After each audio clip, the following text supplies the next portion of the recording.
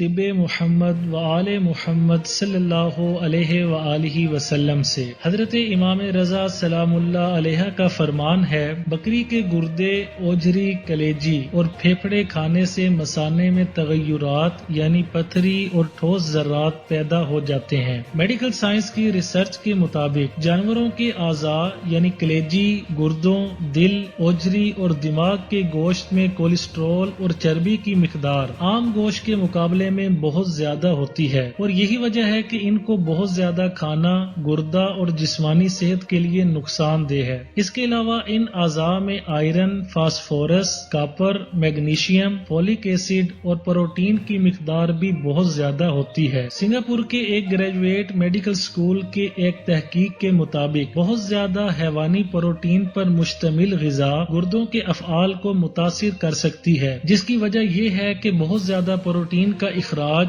گردوں کے لیے مشکل ہوتا ہے، جو وقت گزرنے کے ساتھ پتھری جیسے مسائل کا باعث بن سکتا ہے۔ جدید طبی تحقیق سے یہ معلوم ہوا ہے کہ گردے کے گوشت کے زیادہ استعمال سے مثانے میں پتھری پیدا ہوتی ہے۔ سامعین، جتنا ہو سکے اوجری، کلیجی اور پھیپھڑے کھانے سے اجتناب ہی اچھا ہے۔ ویڈیو اچھی لگے تو لائک، شیئر اور چینل کو سبسکرائب کرنے کے ساتھ اپنی رائے کا اظہار کمنٹ باکس میں کرنا نہ بھولیں۔